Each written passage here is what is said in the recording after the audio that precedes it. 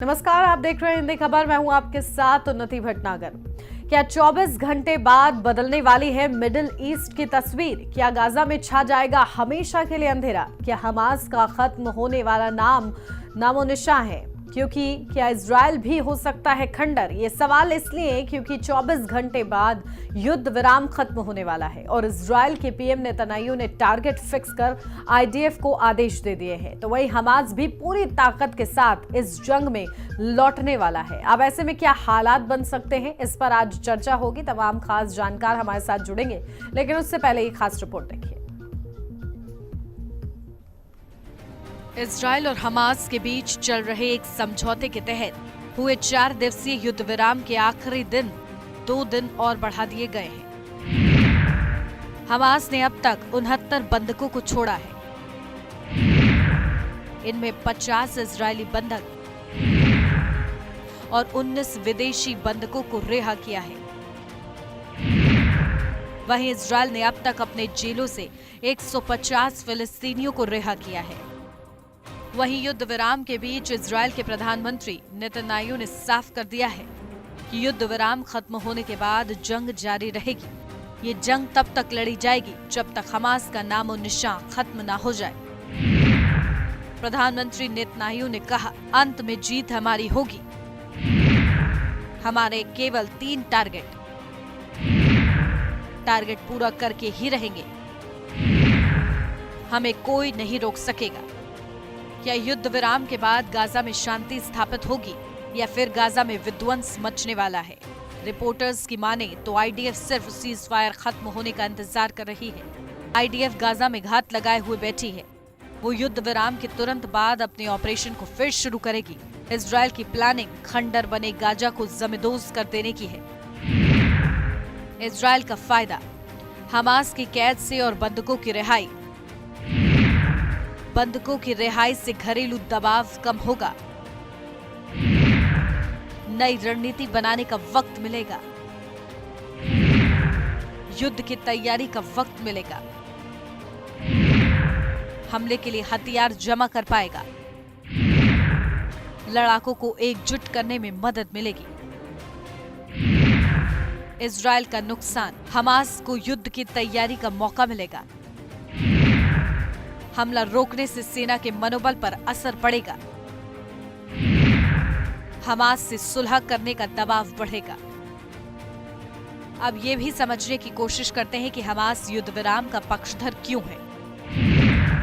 Hamas क्यों चाहता है युद्ध विराम? बंधकों की रिहाई के बाद दबाव बनाना मुश्किल। दुनिया भर से मिल रहे समर्थन में कमी आएगी। आईडीएफ पहले से ज्यादा बड़ा हमला कर सकती है। गाजा में सीज फायर खत्म होते ही हमास इजराइल की जंग का सबसे विध्वंसक दौर शुरू हो सकता है, जिसमें सीधे तौर पर इजराइल से ईरान टकराएगा। अगर अमेरिका इस युद्ध में कूदा तो पूरा अरब सुलगने लगेगा। हालात ऐसे भी हो सकते हैं कि जंग परमाणु युद्ध में बदल जाए, क्योंकि ईरान के न्यूक्लियर रिसर्च सेंटर के पास एक जबरदस्त विस्फोट हुआ है। अगर ये विस्फोट न्यूक्लियर सेंटर पर होता तो ईरान में भारी तबाही मच सकती थी। इस विस्फोट के पीछे इजराइल या अमेरिका का हाथ बताया जा रहा है। क्या ईरान के न्यूक्लियर सेंटर के पास हुए धमाके के पीछे अमेरिका और इजराइल का हाथ है? और अगर ऐसा है तो क्या अब जंग में ईरान की सीधे तौर पर एंट्री हो सकती है? इजराइल को डर है कि सीजफायर खत्म होते ही ईरान हमला कर सकता है, इसलिए वह प्रिवेंटिव स्ट्राइक कर रहा है। जबकि अमेरिका को शक है कि ईरान धमकाने के बावजूद परमाणु हथियार बनाने में जुटा है। इसी वजह से अमेरिका उसे सबक सिखाना चाहता है। हालांकि ऐसी कई वजहें हैं जो इस्फहान न्यूक्लियर सेंटर के पास विस्फोट होने के पीछे इजराइल का हाथ होने की तरफ इशारा करती हैं। कयास तो ये भी लगाए जा रहे हैं कि हो सकता है कि आने वाला दौर और बुरा हो। अब ये लड़ाई किस मोड़ पर जाकर खत्म होती है, ये देखने वाली बात होगी। ब्यूरो रिपोर्ट, हिंदी खबर। तो चलिए चर्चा की शुरुआत करते हैं। खास मेहमान हमारे साथ जुड़ गए, सीधा आपको रूबरू कराती हूँ। कर्नल विवेक शर्मा, रक्षा विशेषज्ञ हैं, वो हमारे साथ जुड़ गए हैं। कर्नल विवेक जी, बहुत स्वागत आपका। हमारे साथ विंग कमांडर डॉक्टर एएस बहल, रक्षा विशेषज्ञ, अब से कुछ ही देर में हमारे बीच में मौजूद होंगे। कर्नल विवेक शर्मा जी, आप ही के साथ शुरुआत कर रही हूं। आखिर इस सीज फायर के बाद की स्थिति क्या होगी? बहुत सारे प्रश्न इससे सामने आ रहे हैं, लेकिन क्या स्थिति बनती हुई आपको नजर आ रही है? क्योंकि इजराइल साफ कह चुका है कि जब तक हम हमास का खात्मा नहीं कर देते हैं, रुकने वाले नहीं हैं।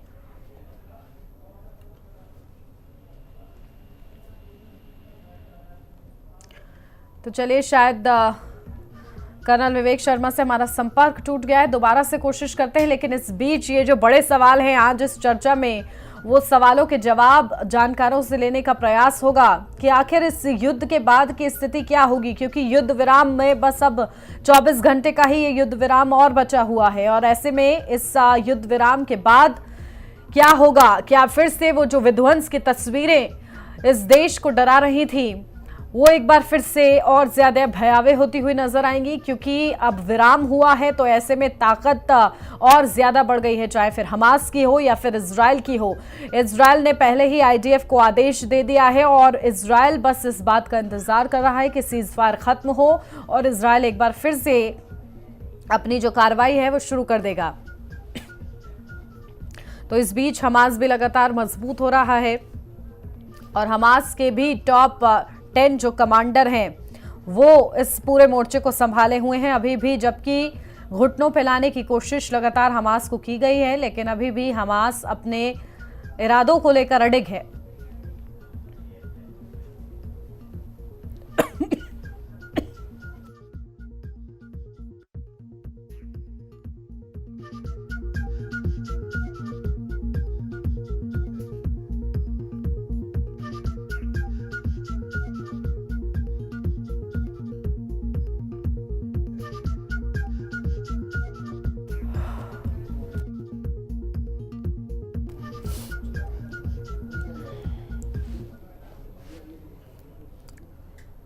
तो हमारे साथ विंग कमांडर डॉक्टर एएस बहल, रक्षा विशेषज्ञ, हमारे साथ जुड़ गए हैं।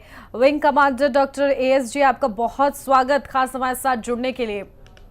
और सीधा आपसे यही प्रश्न कि आखिर अभी तो सीज फायर है, लेकिन आखिर 24 घंटे के बाद की स्थिति क्या होगी? क्या एक बार फिर से वही विध्वंसक तस्वीरें हमें फिर से देखने को मिलेंगी? क्योंकि इजराइल स्पष्ट कर चुका है कि वो जब तक हमास को पूरी तरीके से खत्म नहीं कर देता, वो पीछे नहीं हटेगा। देखिए, दो चीजें बहुत ही महत्वपूर्ण है। सबसे पहले, जब भी ये अक्टूबर 7 में जब इतनी घातक घटना घटी थी, उसके बाद इजराइल ने बहुत क्लियरली दो चीजें अपनी एंड स्टेट में बताई थी। पहली चीज थी बंधकों की रिहाई और दूसरी चीज थी कि हमास का खात्मा। और हमास कभी नहीं चाहेगा कि अगर सारे बंधक को छोड़ दे तो उसके बाद तो इजराइल के पास कोई और रास्ता नहीं है कि सिर्फ हमास के ऊपर पूरी तरीके से अटैक करे। वैसे भी पूरा का पूरा उत्तर जो गाजा है वो उनके कंट्रोल में ऑलरेडी है, अब उसे सिर्फ सदर्न गाजा के ऊपर कंट्रोल बनाना है।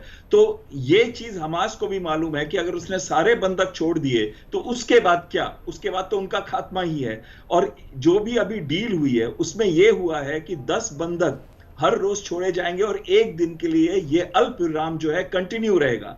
तो ये तब तक कंटिन्यू रहेगा जब तक कि 10-10 करके बंधक छोड़े ना जाएं। उसके बाद हमास ने अपना कुछ ना कुछ तो एंड स्टेट सोचा ही होगा। उसने ये भी सोचा हो सकता है कि वो सिविलियंस के साथ मिलके, क्योंकि 22 से 23 लाख जो वहां पे हैं वो फिलिस्तीनी, वो सिविलियन फिलिस्तीनी है, वो हमास के सपोर्टर हैं, लेकिन हमास लड़ाकू नहीं है। तो अगर हमास को सिर्फ यूनिफॉर्म उतारना है और उसके बाद उसमें और एक सिविलियन में कोई फर्क नहीं रह जाता, तो कहीं ना कहीं हमास को मालूम है या तो वो उस समय तक अपने आप को रीग्रुप और रिकूप ना कर ले ताकि वो इस लड़ाई को और जंग को जारी रख सके, या दूसरी चीज है कि वो अपने आप को इस तरीके से छुपा ले कि अगर ये पूरे के पूरे बंधक छूट भी जाते हैं तो उनको ढूंढना उस 22-23 लाख भीड़ के अंदर बहुत मुश्किल होगा। बिल्कुल। और सबसे बड़ी देखिए चुनौती ये है कि जो टनल्स हैं अब उनको पूरी तरीके से खत्म करने की ज़रूरत है, ताकि जिस तरीके से बार बार हमास खुद को स्ट्रॉन्ग कर रहा है और इन्हीं की मदद ले रहा है, अब ये किसी पूरे विश्व के सामने है वो तस्वीरें कि अल-शिफा अस्पताल के अंडरग्राउंड क्या स्थिति थी। तो अब इतना जब को इजराइल जान चुका है तो उसको ज़रूरत है कि वो अब अंडरग्राउंड भी अपने एक्शन और ज़्यादा तेज़ कर दे। बिल्कुल, इसके लिए उन्होंने ड्रोन्स का सर्वेलेंस भी कंटिन्यूअस रखा है। जी।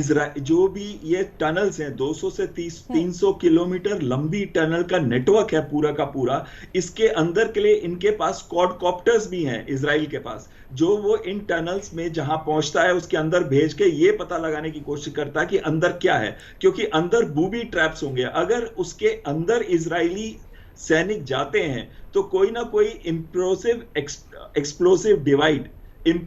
एक्सप्लोसिव डिवाइस का इस्तेमाल किया जा सकता है, जिससे कि कई इजरायली सैनिक हताहत हो सकते हैं। इसलिए उससे पहले वो उनके जो क्वाडकॉप्टर्स ड्रोन्स हैं उनको भेजते हैं। वो ये पता लगाने की कोशिश करते हैं कि इसके अंदर क्या हमास के मिलिटेंट छुपे हुए हैं या कि बंधक भी छुपे हो सकते हैं, क्योंकि कई बंधक जो है वो इन्हीं टनल्स के अंदर रखे गए थे। और अगर इजराइल उन पे अपने बॉम्ब या कोई और चीज का इस्तेमाल करता है तो उसमें उसके अपने बंधकों को भी मारे जाने की शंका रहती है।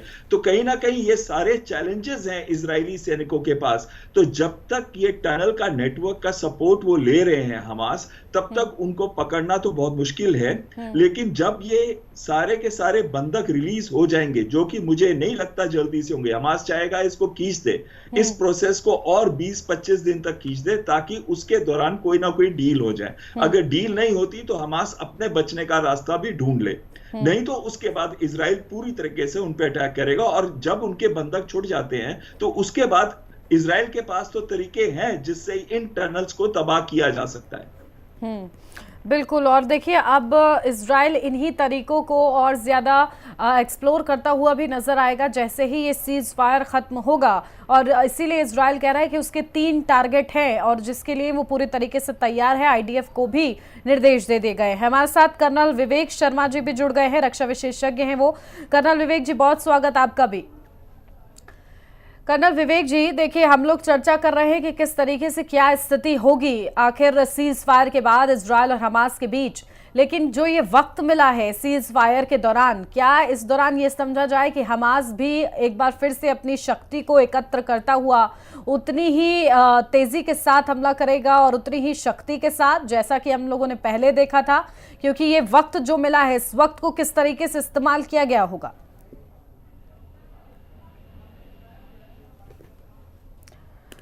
चलिए, शायद अभी कर्नल विवेक शर्मा जी तक हमारी आवाज नहीं पहुंच रही है। कोशिश करते हैं इसको जल्द से जल्द दुरुस्त कराएं। विंग कमांडर बहल जी, देखिए, लगातार हम लोग प्रयास कर रहे हैं और प्रयासों के साथ आगे बढ़ रहे हैं। लेकिन अगर बात की जाए, आप भी कह रहे हैं कि जैसे ये चाहेगा हमास कि वो कुछ बंधक रखे जिसके बलबूते पर वो इजराइल को कहीं ना कहीं दबाव डाल सकता है। लेकिन एक बार अगर सभी बंधक रिहा हो जाते हैं तो इजराइल किस तरीके से एक्शन करेगा? क्योंकि हम देख रहे हैं इजराइल की, चाहे पहले की भी अगर हम लोग लड़ाइयां देखें तो इजराइल स्ट्रेटजी में मास्टरमाइंड कहलाता है। लेकिन अभी उसका क्योंकि एक वीक पॉइंट यही है कि बंधक फंसे हुए थे, इसलिए इजराइल अपनी फुल कैपेसिटी का इस्तेमाल नहीं कर पा रहा था। बिल्कुल सही कह रहे हैं आप। 2 चीजें आपने पूछी थी। सबसे पहले, क्या इस समय वो अपने आप को रीग्रुप और रिकूप करेगा? इसमें तो कोई शंका है ही नहीं कि वो रीग्रुप और रिकूप करेगा। लेकिन उसके लिए उसके एक बहुत बड़ी चैलेंज है। वो चैलेंज है कि ज्यादातर जो उसको सपोर्ट मिल रहा था, हालांकि हमास जो है वो सुन्नी डोमिनेटेड है और ईरान जो है वो शिया डोमिनेटेड है, लेकिन तब भी ईरान का पूरा सपोर्ट इस एक्सेस ऑफ रेजिस्टेंस के अंदर फिलिस्तीनियों को है। और वो कहता है कि ये एक्सेस ऑफ रेजिस्टेंस को जितना वो सपोर्ट कर सकेगा वो करेगा, फाइनेंशियली भी करेगा और मिलिट्री इक्विपमेंट से भी करेगा। लेकिन वो पहुंचेंगे कैसे हमास के पास? ये एक प्रॉब्लम एरिया है उनको लॉजिस्टिक सपोर्ट पहुंचाने का। इसी वजह से मैं बार बार कहता हूं कि हमास जो रीग्रुप और रिकूप तो करेगा, लेकिन क्या वो अपनी क्षमता ला पाएगा, उस पर एक बहुत बड़ा क्वेश्चन मार्क है। और दूसरी चीज आती है कि इसके बाद क्या इजराइल क्या करेगा? इजराइल के पास जो रास्ता है वो और कोई नहीं है, बस हमास को खत्म करना।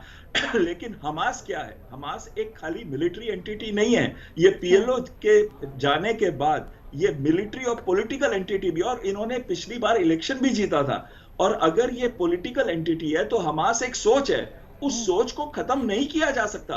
तो अगर कुछ लड़ाकों को मार भी देंगे, पर उनका जो टॉप लीडर है जैसे इस्माइल हानिया है, वो तो इस समय दोहा में है, यानी कि कतार के अंदर है। तो उनके टॉप लीडर्स तो शायद होंगे भी नहीं इस समय गाजा के अंदर। तो अगर वो गाजा में टॉप लीडर्स नहीं है तो उनकी पॉलिटिकल सोच तो खत्म नहीं हुई। और वो पॉलिटिकल सोच जारी रहेगी जब ये 22 से 23 लाख, जब तक कि टू स्टेट थ्योरी को एक्शन में नहीं लाया जाता, यानी कि पैलेस्टीनियंस जो है उनका अपना अगर होमलैंड नहीं होगा तब तक ये प्रॉब्लम सॉल्व नहीं होने वाली। और यही चीज ब्लैफोर्ड डिक्लेरेशन जो 1917 में ब्रिटेन ने किया था, या यूएन रेजोल्यूशन था 1947 में, तो पैलेस्टीनियंस की भी एक जगह थी, लेकिन इस समय दो अलग अलग जगहें हैं, वेस्ट बैंक और दूसरी जगह है गाजा। इसको एक पैलेस्टीनियन अथॉरिटी की जगह एक प्रॉपर इलेक्शन के साथ एक पैलेस्टीनियन स्टेट बनाना पड़ेगा, और ये स्टेट बनाना बहुत जरूरी है। जब तक ये स्टेट नहीं बनेगा तब तक ये प्रॉब्लम जारी रहेगी। बिल्कुल, और इस संबंध में भी किस तरीके से आगे विचार होता है ये देखना होगा।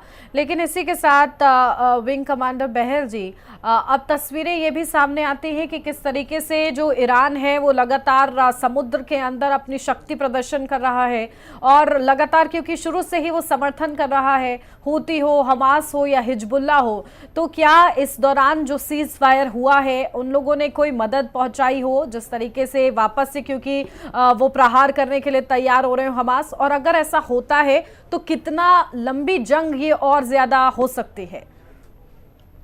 देखिए, दो चीजें बड़ी अच्छी आपने बताई है। एक तो बताई है कि ईरान का रोल, ईरान जो है पिछले 40-45 साल से उसके दो मेजर दुश्मन रहे हैं, एक है इजराइल और दूसरा है अमेरिका और पश्चिमी फोर्सेस। तो अगर आप देखें तो दोनों पे ही वो हमेशा प्रहार करने की कोशिश करता है, लेकिन कब वो इतना पावरफुल नहीं है कि वो अमेरिका को टेक ऑन कर ले, या फिर इतना पास भी नहीं है इजराइल के कि वो डायरेक्ट ग्राउंड फाइट पे पार्टिसिपेट कर सके। इसलिए वो क्या करता है, अपने प्रॉक्सीज का इस्तेमाल करता है, जैसे कि आपने बताया हिजबुल्ला का, जैसे हूती जो यमन में है, या जैसे कि आप बता रहे थे हमास को सपोर्ट कर रहा है। लेकिन प्रॉब्लम ये है कि अभी एयर, लैंड और सी तीनों तरफ से घेर रखा है अमेरिकन फौजों ने भी और इजराइल ने भी। तो उनका जो सपोर्ट है, जो आर्मामेंट, वेपन है, इक्विपमेंट है, वो कैसे पहुंचे हमास के पास? खासकर गाजा स्ट्रिप में उसका पहुंचना बहुत मुश्किल है, क्योंकि मेडिटेरेनियन सी से अमेरिकन और इजरायली फोर्सेस ने रखा है, और इजिप्ट की साइड से सब कुछ बंद कर दिया गया है। इजराइल ने भी बंद किया है और इजिप्ट भी नहीं खोलना चाहता वो, और इसमें इजिप्ट इस समय कूदना नहीं चाहता है इस लड़ाई के अंदर। इस वजह से कहीं ना कहीं हमास का सपोर्ट जो है वेपन इक्विपमेंट का वो कम हो गया होगा। बिल्कुल, और देखिए क्योंकि अमेरिका भी लगातार इजराइल को समर्थन कर रहा है, लेकिन इस बीच ये भी सवाल है कि आखिर इस सीज फायर के बाद क्या कोई प्रेशर होगा, क्योंकि हमने देखा था जब ये युद्ध लगातार जारी था और गाजा में विध्वंसक तस्वीरें सामने आ रही थी, तब अमेरिका तक ने ये कहा कि मानवता के आधार पर वहां पर युद्ध विराम होना चाहिए अस्थायी तौर पर। और ऐसे में अब जब ये सीज फायर हटेगा तो क्या कोई प्रेशर रहेगा इजराइल या हमास पर? देखिए, अगर आप टोटल पॉपुलेशन देखें गाजा स्ट्रिप की, तो वो है 22 से 23 लाख के करीब। और अगर देखें जो आपने पिक्चरें दिखाई थी अपने चैनल्स के अंदर, किस बुरी तरीके से उधर एक डैमेज किया गया है, विध्वस्त किया गया है उसको, तो कहीं ना कहीं ये प्रॉब्लम तो जरूर है कि ह्यूमैनिटेरियन एड जो है पहुंचानी बहुत जरूरी है। इस वजह से 200 से 300 ट्रक तो भेजे गए हैं इजिप्ट के थ्रू, लेकिन वो क्या 22 से 23 लाख लोगों की मदद कर सकते हैं? नहीं कर सकते। और दूसरी बात आती है कि ये जब सीज फायर खत्म होगा, और अगर पूरे के पूरे वो चाहे बंधकों को रिहा करे या ना करे, अगर इजराइल को ढूंढना पड़ेगा हमास फाइटर्स को सिविलियंस के अंदर से, तो कहीं ना कहीं ह्यूमैनिटेरियन क्राइसिस फिर से शुरू हो जाएगा। ये लोग कहां जाएंगे? इनके घर तो बर्बाद हो चुके हैं, ये कहां रहेंगे? टनल्स में तो रह नहीं सकते, उनको एक एक करके उड़ाया जा रहा है। तो ये सारे के सारे जो है सिविलियंस जो है, वो कहीं ना कहीं सबसे ज्यादा प्रेशर उनके ऊपर है। और वो क्या कर रहे हैं पूरे वर्ल्ड के अंदर, चाहे वो कनाडा है, यूएस है, यूके है, फ्रांस है, हर देश के अंदर उन्होंने प्रोटेस्ट किए हैं इस बात पे कि फिलिस्तीनियों का बहुत बुरा हाल है, फिलिस्तीनियों की मदद की जाए। तो अब वेस्ट बैंक के अंदर 203 सेटलमेंट हैं जो इजराइल के हैं, ज्यूज के हैं, लेकिन 167 जो सेटलमेंट्स हैं वो तो डायरेक्टली ही एनक्लेव्स जो है वो डायरेक्टली फिलिस्तीनियों के हैं। तो उनके ऊपर भी पैलेस्टीनियन अथॉरिटी तो नाम कहने के लिए, लेकिन कंट्रोल तो इजराइल कर रहा है। तो अभी जो ये सिचुएशन का सॉल्यूशन एक ही है, और वो ये है कि पैलेस्टीनियंस की अपनी स्टेट हो। बिल्कुल, और यही सल्यूशन समझा जा सकता है इस पूरे कहीं ना कहीं युद्ध का। कर्नल विवेक शर्मा जी हमारे साथ जुड़ गए हैं, रक्षा विशेषज्ञ हैं वो। कर्नल विवेक शर्मा जी, बहुत स्वागत आपका। और देखिए तस्वीरें लगातार सामने आ रही हैं सीज फायर की भी, लेकिन सीज फायर के दौरान ईरान शक्ति प्रदर्शन कर रहा है। लेकिन इस बीच क्या पॉसिबिलिटी आपको लगती है कि सीज फायर के बाद की स्थिति क्या हो सकती है? क्या बहुत ज्यादा विध्वंसक होगी या फिर ये चाहेगा हमास कि वो बंधकों के बलबूते पर इस सीज फायर को एक्सटेंड करता रहे? क्या स्ट्रेटजी देखने को मिल सकती है दोनों ही तरफ से? तो इजरायली प्राइम मिनिस्टर और हमास दोनों तरफ से ही आगे सीज फायर बढ़ाने की सहमति हो गई है। अभी 2 दिन और बढ़ाए हैं, ये फाइनली 10 दिन तक या 12 दिन तक ये सीज फायर जो है चलता रहेगा जब तक कंप्लीट होस्टेज वापस नहीं आते। एक बार जब कंप्लीट होस्टेज वापस आ जाते हैं तो उसके बाद मुझे नहीं लग रहा कि इजराइल कहेगा कि अभी लड़ाई खत्म हो गई है, सब कुछ ठीक ठाक हो गया।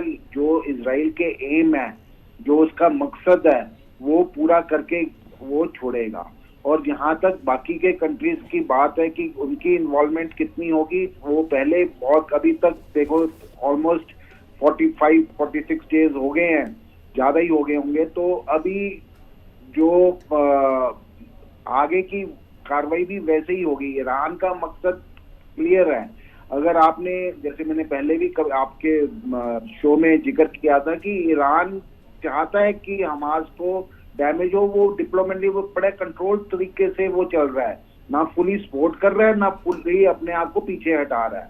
वो अपने इस्लामिक कंट्रीज में अपने आप को एक नेता बनकर उभरने की कोशिश कर रहा है और साथ ही साथ हिजबुल्लाह को भी वो ऊपर बढ़ाने की कोशिश करेगा ताकि वो अपना न्यूक्लियर प्रोग्राम को इस प्रेटेक्स्ट पर परस्यू कर सके। तो अभी जो लेकिन अच्छी बात ये है कि एड अंदर पैलेस्टीन में जाने लग गई है, जो सिविलियंस को एड है वो जाने लग गई है और जो होस्टेज भी रिलीज हो रहे हैं। तो ग्रेजुअली चीजें इम्प्रूव कर रही हैं, लेकिन अभी खत्म नहीं हुई है। खत्म होने में अभी टाइम लगेगा और ये लड़ाई अभी चलेगी थोड़ी देर और आफ्टर सीज फायर। बिल्कुल, ये लड़ाई अभी चलेगी और क्योंकि अभी तो सीज फायर का भी वक्त मिल गया है, ऐसे में उन्हें ये मौका है कि वो एक बार फिर से अपनी शक्ति एकत्र कर ले। अगर मैं बात करूं कर्नल विवेक जी, तो देखिए लगातार इजराइल भी जो है साफ कर दिया गया है कि हमारे 3 टारगेट हैं और हम उसके लिए आईडीएफ को भी निर्देश दे दिए गए हैं। तो अब सबसे ज्यादा प्रायोरिटी में गाजा पट्टी में क्या एक्शन इजराइल की तरफ से देखने को मिलेगा, आईडीएफ की तरफ से देखने को मिलेगा? सबसे पहले तो जितने भी हमास की लीडरशिप है जो गाजा पट्टी में, उसको डिस्ट्रॉय किया जाएगा। जितना उनका टनल नेटवर्क है उसको डिस्ट्रॉय किया जाएगा। और उसके बाद जैसे वेस्ट बैंक में लोकेलिटीज इजराइल की हैं, उस हिसाब से इजराइल की लोकेलिटीज गाजा पट्टी में भी इस्टेब्लिश की जाएंगी। क्योंकि अगर आपने देखा होगा एज ए एक्सपेरिमेंट तौर पर इजराइल ने किया था कि अपना गाजा पट्टी से जो लोकेलिटीज थी विड्रॉ कर ली थी कुछ साल पहले और उनके सिविलियन पॉपुलेशन को इजराइल के अंदर काम करने के आने की अनुमति दी थी ताकि वो अपना लाइवलीहुड बढ़ सके और रिलेशंस कुछ इम्प्रूव हों। लेकिन ये काउंटर, हमास ने इसे काउंटर कर दिया। अगर लोकेलिटीज वहां पर गाजा पट्टी में होती तो ये इतनी जो अटैक हुआ है अक्टूबर 7 का हमास ने किया जो इजराइल पर, शायद वो मुमकिन ना होता। तो मेरे हिसाब से दोबारा लोकेलिटीज 2 नेशन थ्योरी रहेगी, जो पैलेस्टीन की जो हम भी एक्सेप्ट कर रहे हैं, इजराइल ने भी एक्सेप्ट कर रही है और यूएन भी एक्सेप्ट कर रही है। सिर्फ हमास ही नहीं इसे एक्सेप्ट कर रहा, जो पैलेस्टीन अथॉरिटी है वो ही नहीं इसे एक्सेप्ट किया। उन्होंने 47-48 में जब ये 2 नेशन थ्योरी आई थी, वो चाहते थे कि पूरा इजराइल का एरिया उनको मिले। तो अभी फिलहाल इसके बाद वही होगा कि जैसे वेस्ट बैंक में लोकेलिटीज हैं इजराइल की और गाजा पट्टी में भी लोकेलिटीज आएंगी इजराइल की दोबारा और उनको लिमिटेड ही अथॉरिटी दी जाएगी हमास या पैलेस्टीन अथॉरिटी को। बिल्कुल, और यही अब देखना महत्वपूर्ण होगा कि आखिर इस सीज फायर के बाद क्या कुछ होता है। पॉसिबिलिटीज का आप दोनों ने ही जिक्र किया। बहुत शुक्रिया आप दोनों का ही हमारे साथ जुड़ने के लिए और एक तस्वीर समझाने के लिए कि आखिर इस सीज फायर के बाद की स्थिति क्या होगी, क्योंकि तमाम बड़े सवाल इससे जुड़े हुए सामने आ रहे हैं और अब ये देखना होगा कि आखिर ये सीज फायर एक्सटेंड होता है या इस सीज फायर के बाद क्या कुछ होता है।